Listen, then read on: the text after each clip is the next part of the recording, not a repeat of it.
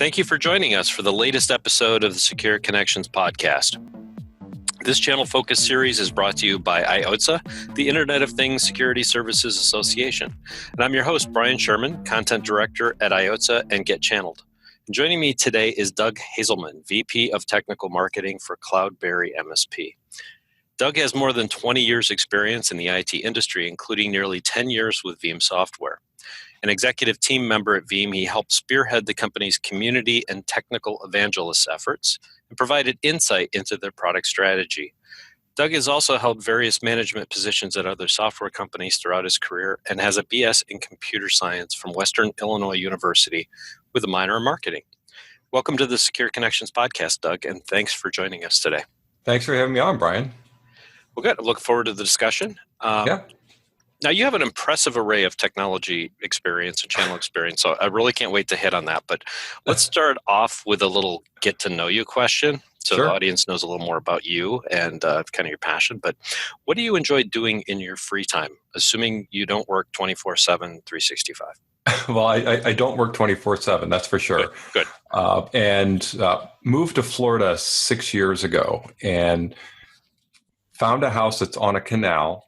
And when you have a house that's on a canal, that means you have to get a boat. Sure. So one of the things that I love doing, especially on the weekends, is taking the boat out with a group of friends, going out, hitting a sandbar, having some fun, and just spending the day not on the beach but out on the water. So that's one of my passions. Really enjoyed that as I made the transition down here to Florida.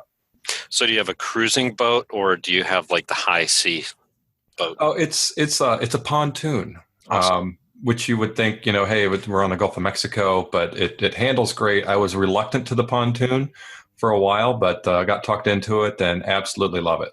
Oh, those are awesome. I have a good friend that has one. We spend probably 3 or 4 weekends on it a year. So it's great.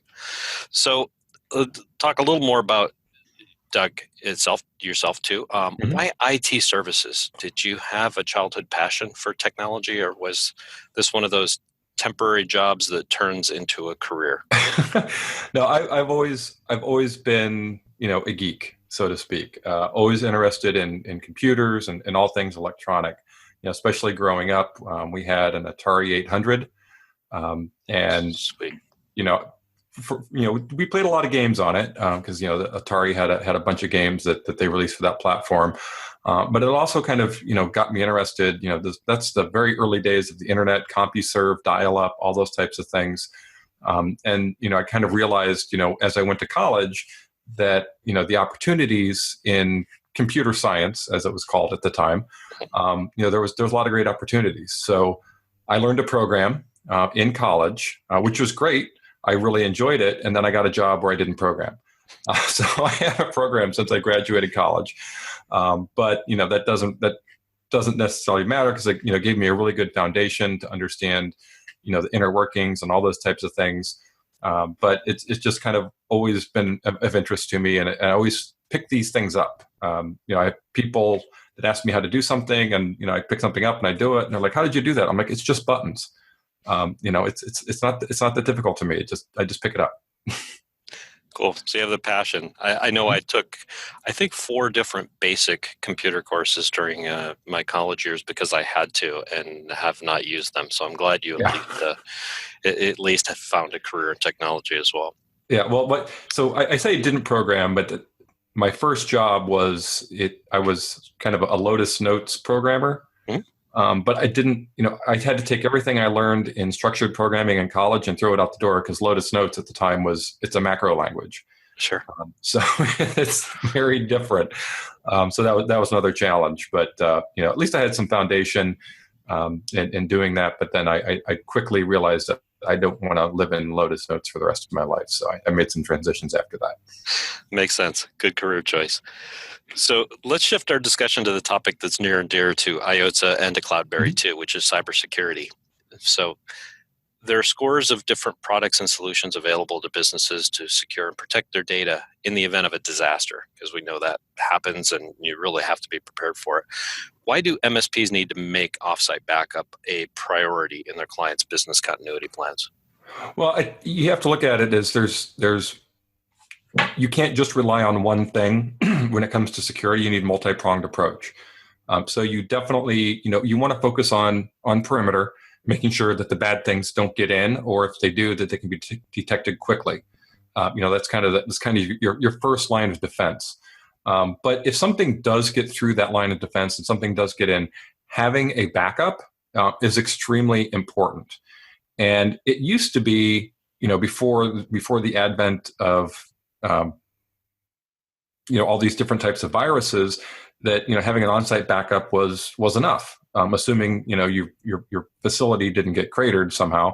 But now with all these new crypto viruses, it's really important that you have a copy of your backups that reside off-site and disconnected, because if you do get hit with ransomware, that means that it's going to infect everything. And if it infects your backups, then guess what? Your backups are no good. You can't restore from those. So having that data offsite in a secure location and completely disconnected from your main site is extremely important. What type of trends are you seeing, with your partners and with backups? Is ransomware like one of the main reasons for restoration right now? It's definitely not the main reason for restoration. We do have customers that have definitely gone through it and use the backups to restore and get things back on track without having to pay the ransom. Mm-hmm. I'm not saying it doesn't happen, Sure. But it's definitely not the main reason. When you think about backup, it really typically, we think of it more of as an insurance policy, right? You hope you never need it, but if you do, it's there and can definitely help you out in the event that something goes wrong. Makes sense. What are you seeing as the primary reasons? Is it just the typical equipment failures and other issues that MSPs run into?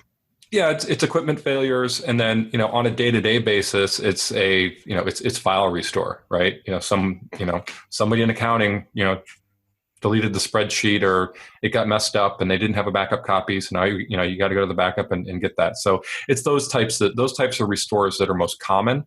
But when it comes to kind of the business continuity aspect, equipment failure and those types of drive failure, those are some of the leading causes.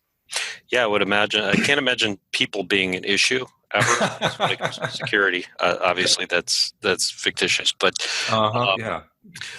But I mean, when a disaster happens and we see this, continual everything going on right now, from volcanoes to tornadoes and other issues, everybody doesn't think it'll affect them. But I'd hate to hedge that bet and risk your company. I think I've seen stats of anywhere between 50 and 60% of companies will fail within the first couple of years after a disaster. So, I mean, you may not see the ROI up front, but you definitely would if you had such an incident take place.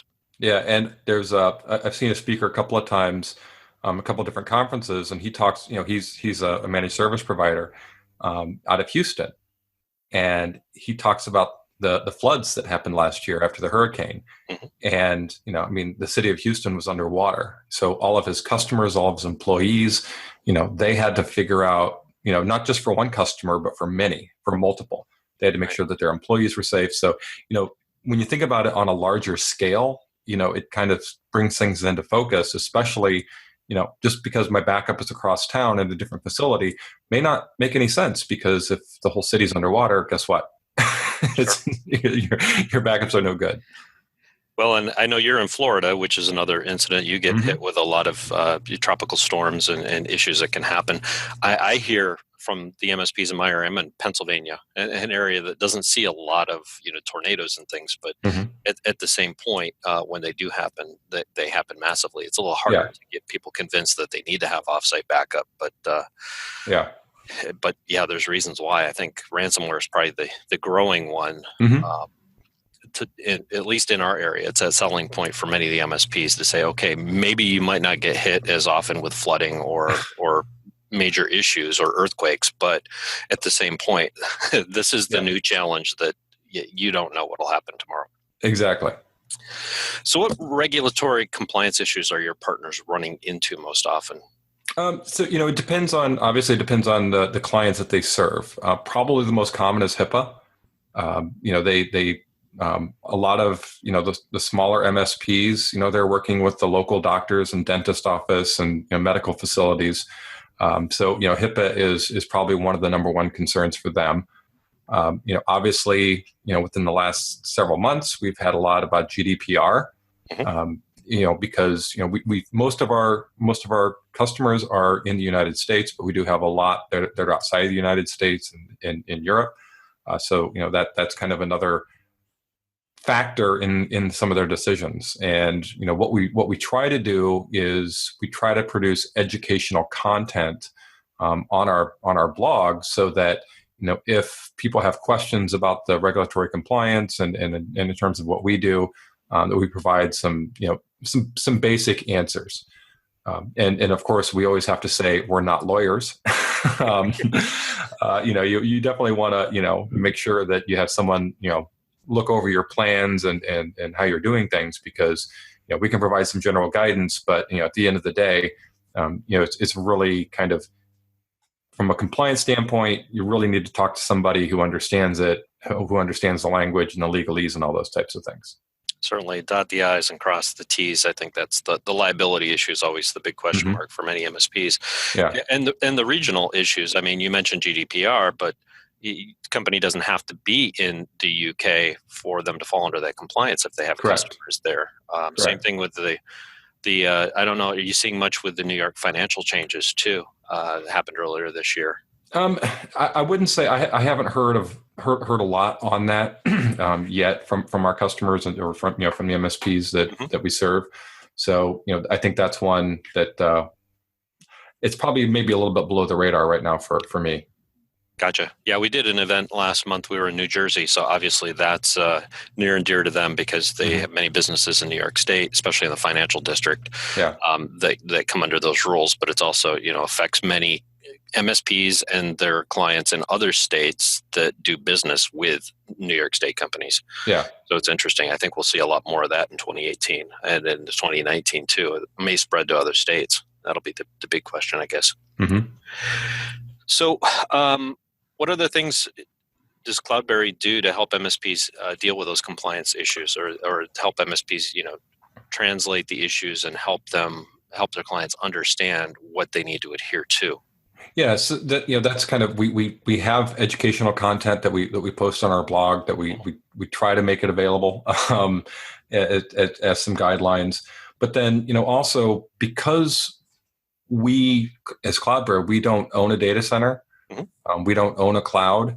We really direct them to which provider are you going to be, which cloud storage provider are you going to be using, to ask them about their compliance. Now, if you look at the big ones, Amazon, Azure, Google, they have all their compliance and everything else. But if you're looking at maybe a smaller regional provider, someone that we support, you want to make sure that, hey, do they have their compliance certifications? Are they secure enough to meet the needs of what your customers require?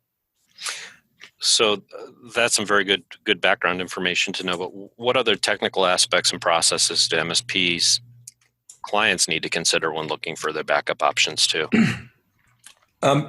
Excuse me. A lot of times, it's really about how and where the data is stored. Whether or not you've got the encryption set. If the people, your customers that you're backing up for, do they have any special requirements, or this is more so in Europe than in the US, but can their data leave the country and be stored in another country? That's a big importance to a lot of them. And even customers in the United States, they may not want their data going to a data center in Europe or Canada. So they have to be aware of that, and they have to understand what their customer requirements are. Obviously you can lock things down to a single region, to a single zone, so that doesn't happen. But you need to be aware of that in terms of working with your customers to understand, hey, are there any reasons, compliance reasons or otherwise, where you need your data to be in a specific locale or specific region and not leave that locale or region. So that's very important. Definitely makes sense. I do a lot of work in Canada as well, and I know they have similar issues with the U.S. data policies, is making sure everything stays in Canada. And, I think that regional part is crucial, and that's a valued part for MSPs to be able to share with their clients too. Is that education and that comfort, that consulting that they provide to help their clients understand where their data is Mhm. and how it's protected. I think that protection part is that key differentiator, not just the things we talk about at IOTA, but we're finding with so many different commoditized services, those that have the ability to focus on that security aspect of it, even when it comes to business continuity of understanding, okay, if you do get hacked or you lose all of your data, do we have it securely stored someplace so we can restore you, and how long will that take to happen? I think those are the questions that help MSPs drive their value with Mhm. customers today. So there's also a perception I know I've seen with some SMBs. I run into that frequently in my area. The cloud backup is expensive. How can partners overcome that objection? I think the education there it still has a ways to go. Yeah, I mean, the education is key, to look into it. But the other thing, and this is what I tell, when I'm presenting to a group of managed service providers that serve SMB, is there's more than one cloud. There's more than one option. So if all you're looking at is one particular cloud storage and you think it's expensive, guess what? There's probably one out there that's not as expensive. It may not have all the same features, but if you're price conscious and you're worried about that, take a look at what other offerings are out there. And I think a lot of times the perception on expensive is, okay, it costs me so much to, it doesn't cost me anything to put the data in the cloud. It costs me so much to store it per month. But then if I ever need to get it back, I'm going to be hit with this huge bill for pulling all this data out of the cloud. But when we're talking about backup, what I like to remind people is it's an insurance policy. Very rarely do you have to pull large amounts of data out of the cloud, right? I mentioned, we do single file level restores is probably the most common. You're not pulling it down in an entire image of 30 servers to do a restore on a monthly basis. So you kind of have to keep these things into perspective. And there's cloud storage providers out there that that don't charge their customers to pull data out of the cloud. So it's definitely, there's a lot of options. Just like if you're going to go buy a car, you don't necessarily say, well, cars are expensive because Ferrari is the only thing I'm looking at. There's a lot out there. They're not all going to have the same performance, same features, but find something that fits for you and fits for your customers and meets their requirements, and you'll find that it's really not as expensive on an ongoing basis when you factor in things like equipment cost and drive failures, technology refreshes, all those types of things. Cloud storage is actually very economical. That makes sense. I was looking in a forum yesterday for IT service providers, and there was an example of someone who had gone into one of their prospects who has taped backup still in their office, and their claim for why they don't want to upgrade was that they hadn't got their ROI yet out of their system that was 15 years old. So wow. yeah, there's some cases where you're never going to convince them, but at the same point is cost effective, and what will happen if especially with the amount of data that's being collected these days. When you look at IoT and there's so artificial intelligence, the data is just going to continue to explode, and storing it on site is nearly impossible for many SMBs. So we tend to focus a lot more time on the need for cloud storage than on the recovery process. How much detail should MSPs be providing? I know we talked about it a little bit on the actual process itself when they go in to make a call or enable a new system. Backup. I've always said when I worked at Veeam, backup is easy, recovery is hard, because backup is the easy part. Getting the data backed up and stored somewhere, that's pretty easy. But in the event of a recovery, that's when, because you're not doing that every day, possibly, and you've got issues and you're against the clock, that's why recovery becomes a little bit more difficult. If I was, a company hiring a service provider to manage my IT, I would definitely want to know, what's my recovery process? How well am I protected in the event of a disaster? What's my time frame for recovery? How often do you test the recovery? Do you verify that yes, all these backups are actually good? All those types of things. So there's a lot that if you're a service provider that you want to put into it. You don't just necessarily go in and talk to the customer about backup. right? Because everyone can do backup. You want to go in and talk to them about, well, we're going to back up your data, but here's the important part. In the event that something happens, here's how we're going to get you back online. Here's how we're going to recover you. We do, weekly, monthly tests, whatever it is, to help make sure that in the event that something happens, we'll get you online as quick as possible, because that really is the most important part. Makes sense, because I know the SLAs are usually very detailed. That's kind of the second question is, what type of guarantees? I always get this question is, I have clients asking me to guarantee that I'll be able to back up their systems afterwards. What are you saying as far as assurances that can be provided to clients? Yeah, so guarantees are guaranteed to fail. That was my thought as well. Especially in recovery, because if it's one system, that's completely different than the entire company, which is very different than the entire city. So you have to kind of put things into perspective, and you always want to make a best effort versus, I would think, a guarantee. Because you don't know what other kind of external factors are going on. Was it the effect of ransomware? Was it just the effect of equipment failure? It's really hard to kind of plan for everything that could go wrong to guarantee a particular recovery time. So it's always, I think it's always best to kind of use best case scenarios instead of guarantees, because as soon as you make a guarantee, now you've just added even more pressure onto it. And if you don't meet that guarantee, then guess what? Your customer's not going to pay you. They might, take legal action, those types of things. So it's kind of tricky doing that guarantee aspect. Yep. Another good reason to have a good, experienced IT services knowledgeable attorney. Yes. review your SLAs and any of your marketing materials that have these type of things. Exactly. One thing that gets undersold, I think, a lot of times is not just the SLAs, but anything where you're making claims and information is to have it reviewed. Yep. So what guidance do you offer channel partners to help them maximize revenue and increase their business opportunities around data security and protection, Doug? Well, we talk about maximize revenue. So it's, at the end of the day, it's all about margins. It's, what does this software cost you versus what you can charge your customers for that particular service. And there's a lot of different price points out there, and we talked about cloud storage. There's different price points there. There's different price points in the actual software. But I always like to think of it as it's not always just a flat rate. Like, we charge $10 per user for backup because everyone's requirements are going to be different. So what you want to do is kind of have a sliding scale.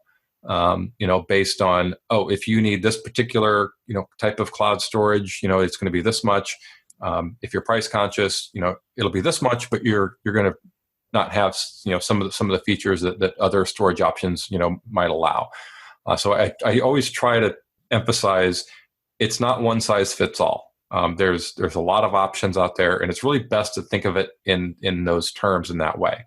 Now, if you want to charge a flat rate, which would be, at your highest storage tier costs and higher software costs, and then, charge everyone the same, but use less, use lower storage tiers, or, use different cloud providers or different software, that's up to you, because that's kind of another way to increase margins.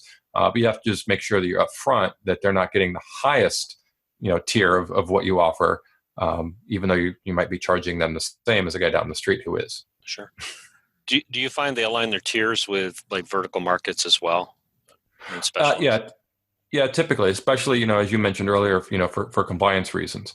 If you're servicing a lot of, medical and things like that, then HIPAA is going to be, top of mind, and you need to use a HIPAA compliant cloud. That might be a little bit more expensive than, the auto body shop across the street who doesn't care about HIPAA. They just want to make sure that, hey, if something happens, I get my data back. So, they might be a lower tier in terms of storage, and they don't care about compliance. Very good. What resources do you have available for your partners to help them improve their security and data protection practices? It's all about just providing as much information as we can through white papers and blog posts to make sure that we're educating our customers, our partners, to make sure that they have an understanding of what's going on. We provide a myriad of reports within the software to make sure that we can check to make sure that, hey, yes, everything's successful. No, these backups didn't run last night, make these changes. So it's really just kind of, it's an educational perspective from us to make sure that, that they're educated, at least from our perspective on what they need to do. Now, you mentioned the blog and other resources, but where can MSPs go to learn more about CloudBerry and to access these resources? So CloudBerryLab.com is our domain. There's an LAB at the end, so it's CloudBerryLab.com. And then from there, you'll see CloudBerry Backup as well as our managed backup service. There's links to our blog. There's links to a podcast that we just launched. It's called MSP Voice. It's about MSPs. So a lot of resources there. We also have a forum. So if you have feedback you want to make about the products or questions that you want to ask, the forum is a great place to do that. Awesome. So with that, we're running a little light on time here. Could go on all day, but do you have any final thoughts before we sign off? No, I think we hit on all the points. Security is not one size fits all. Cloud storage is not one size fits all. That's kind of been my refrain ever since I've been here. Is you want some flexibility. You want to be able to provide different options to customers, but at the same time keeping their requirements top of mind. Very good. Excellent advice, Doug. We appreciate you taking time out of your day to share your insight with IOTA channel audience. And on behalf of the association, I'd like to thank you for listening and encourage our audience to check out all the great channel exclusive cybersecurity content on the association's website, including upcoming IT security roadshows. That's IOTSSA.com. Thank you all for joining us today, and I wish you a phenomenal and secure day.